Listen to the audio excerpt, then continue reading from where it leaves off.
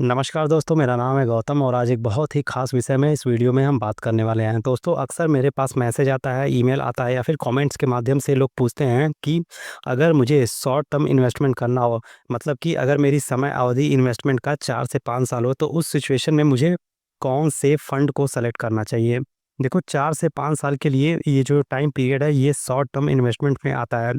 Investor का जो सबसे बड़ा क्वेश्चन ये होता है कि रिटर्न मुझे ठीक-ठाक मिल जाए, अगर मुझे 14%, 15% या फिर बहुत हुआ 16% में मिल जाए तो भी ठीक है। मैं इतना एक्सपेक्ट नहीं कर रहा हूँ कि 20, 22, 25% का रिटर्न मिले।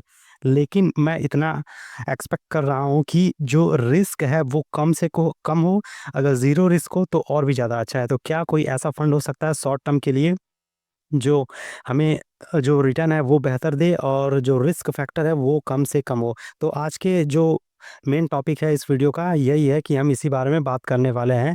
ये एक शॉर्ट टर्म इन्वेस्टमेंट प्लान होगा जिसमें हम कुछ 2 बड़े और अच्छे म्यूचुअल फंड के बारे में जानेंगे जो कि शॉर्ट टर्म इन्वेस्टमेंट के लिए काफ़ी अच्छे हैं और इसमें जो रिटर्न है काफ़ी अच्छा है। इसके अलावा जो रिस्क फैक्टर है वो ऑलमोस्ट ज़ीरो है या फिर नो रिस्क के बराबर है।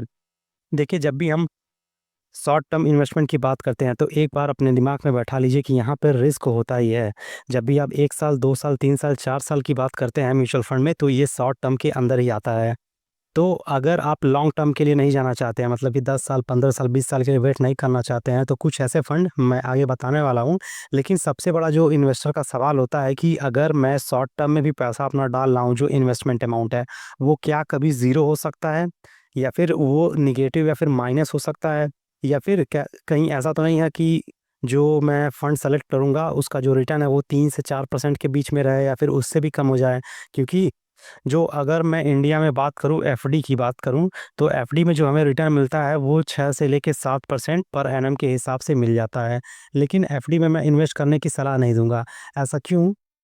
क्योंकि इसका जो सबसे बड़ा कारण है वो है इन्फ्लेशन। इंडिया में इन्फ्लेशन आप देखेंगे तो वो लगभग-लगभग आपका 7% के आस-पास है। तो 7% हर साल महँगाई हो रही है और 7% के हिसाब से आपका पैसा भी बढ़ रहा है। मतलब कि आपके पैसे पे कोई ग्रोथ नहीं हो रही है, वो ऐज़ इट इज़ पड़ा हुआ है। फॉर एग्ज़ाम्पल मान लो इस साल 2025 है, ठीक है?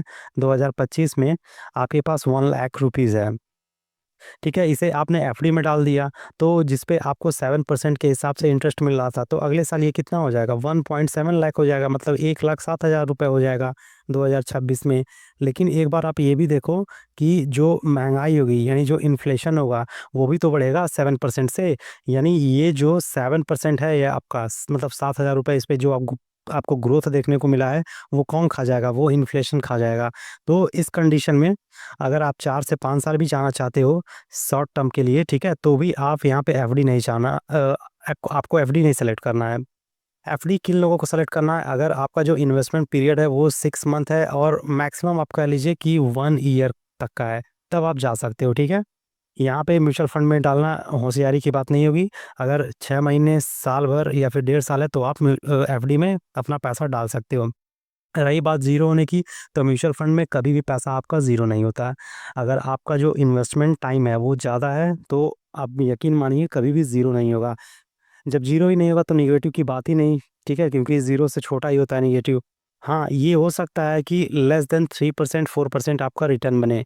अगर आपने घटिया फंड सेलेक्ट कर लिया और जो टाइम हॉरिज़न आपने रखा है, केवल 4 से 5 साल रखा है, तो ऐसा होने के चांसेस हैं कि केवल 3 से 4% ही रिटर्न बने।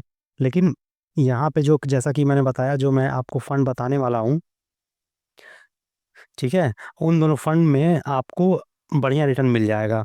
फिलहाल ये जो मैंने तरीका यहाँ पे बताया कि कब-कब आपका पैसा ज़ीरो हो सकता है या फिर नेगेटिव हो सकता है या फिर लेस दैन 3 और 4% हो सकता है, तो इसके बहुत सारे कारण हैं और सिचुएशन है। वो सिचुएशन कौन-कौन से हैं? जैसे कि अभी अमेरिका के द्वारा टैरिफ लगाया गया है, ग्लोबल क्राइसिस चल रहा है, रसिया और यूक्रेन का वॉर है। अगर कहीं रिसेशन वाला चीज़ आ गया, मतलब मार्केट में पूरा रिसेशन आ गया, जैसे 2008 में फाइनेंशियल क्राइसिस देखने को मिली थी, तो इस तरह की अगर कोई बड़ी घटनाएँ घटती हैं, तो आपका पैसा नेगेटिव या फिर बहुत कम 3 से 4% तक जा सकता है। इसके अलावा और सिनेरियो रखें तो इंडिया-पाक का वॉर हो गया, इज़राइल-पैलेस्टाइन का वॉर हो गया, रसिया-यूक्रेन तो मैंने बता दिया। तो अगर इस तरह की कुछ अनसर्टेन चीज़ें होती हैं, तो उस कंडीशन में मार्केट फ्लक्चुएट होता है, तो फंड भी फ्लक्चुएट होते हैं। खैर, अगर मैं यहाँ पे बात करूँ कि ये जो 4 स्कीम आपको दिख रहे हैं और रिस्क दिख रहा है, यहाँ पे रिटर्न दिख रहा है। तो अगर आप अपना पैसा स्मॉल कैप फंड में डालना चाहते हो, यहाँ पे आपको रिटर्न तो ज़्यादा मिलता है, लेकिन जो रिस्क होता है वो भी ज़्यादा होता है। स्मॉल कैप फंड की बात करें, अगर आप यहाँ पे 20 साल या फिर कह लीजिए कि अगर 15 साल तक बने रहते हो, ठीक है? तो ईज़िली आपको जो रिटर्न है ना, वो 18% पर एनम से ज़्यादा ही मिलेगा। 18% से ज़्यादा मिल ही जाएगा ईज़िली। इसके अलावा फ़िक्स्ड डिपॉज़िट, यहाँ पर रिस्क ज़ीरो होता है, लेकिन जो रिटर्न है वो ना के बराबर होता है, क्योंकि 6-7% इन्फ्लेशन है, उतना ही रिटर्न आपको एफडी में भी मिलता है, तो ये बिल्कुल ना के बराबर है।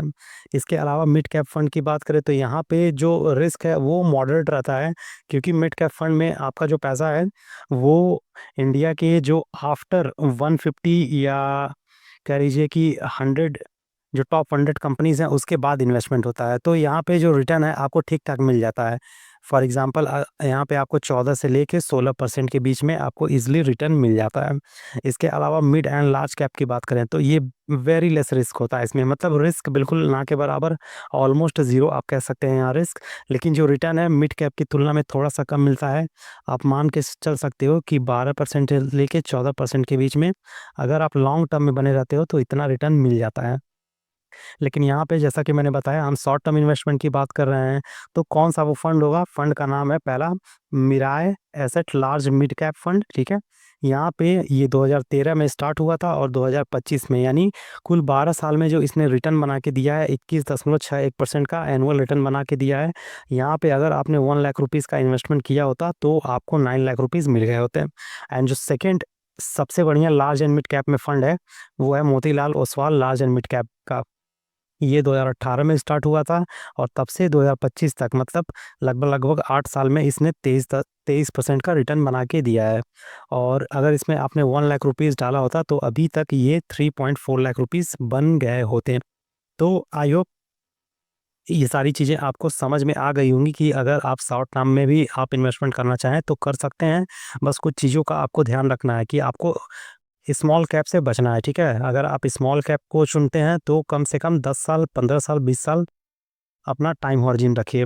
इसके अलावा जैसा कि मैंने बताया, अगर मिड कैप या फिर मिड एंड लार्ज कैप में डालते हैं तो कोई दिक्कत नहीं है, ठीक है? 4 साल, 5 साल के लिए आप निवेश कर सकते हैं, ठीक-ठाक यहाँ पे आपको रिटर्न मिल जाता है, यहाँ पे रिस्क काफ़ी कम रहता है। एफडी को मैं बिल्कुल भी मना करूँगा। एफडी तभी आप कीजिए जब आपको इमरजेंसी फंड क्रिएट करना हो। 6 महीने, 1 साल, 1.5 साल, मैक्सिमम 2 साल, मान लीजिए 2 साल तक भी आपको रखना हो तो भी आप फिक्स डिपॉज़िट की तरफ देख सकते हैं। अदरवाइज़ इससे ज़्यादा समय के लिए 3 साल, 4 साल, 5 साल, 6 साल से एबव के लिए आपको मिड कैप सेलेक्ट कर सकते हैं या फिर mid and large cap fund को सेलेक्ट कर सकते हैं। ये दोनों फंड मैंने यहाँ पे बता दिया, ये केवल मैंने यहाँ पे बताया है, ये कोई रिकमेंडेशन या फिर सजेशन नहीं है कि मैंने बता दिया तो आँख मूंद के आप इसमें निवेश कर लीजिए। खुद से एक बार आप रिसर्च कीजिए और आपके जो भी फाइनेंशियल एक्सपर्ट हैं, उनसे एक बार डिस्कस कीजिए, देन इसमें आप निवेश करने के बारे में सोच सकते हैं। तो आई होप ये सारी चीज़ें यहाँ पे अभी आपको क्लियर हो गई होंगी। मिलते हैं नेक्स्ट वीडियो में, एंड जाते-जाते एक बार फिर से यहाँ पे मैं ऐड करना चाहूँगा कि जो कुछ भी इस चैनल पे बताया गया है, सारी चीज़ें केवल एजुकेशनल एंड अवेयरनेस पर्पस के लिए है। किसी भी तरह के फाइनेंशियल प्रोडक्ट को खरीदने या बेचने की इस चैनल पे सलाह या रिकमेंडेशन वगैरह कुछ नहीं दिया जा सकता है। तो अगर ये जो शॉर्ट टर्म इन्वेस्टमेंट प्लान है आपको समझ में आया हो, अच्छा लगा हो, तो इस चैनल को लाइक करें, शेयर करें एंड सब्सक्राइब करें। तब तक के लिए जय हिंद, जय भारत।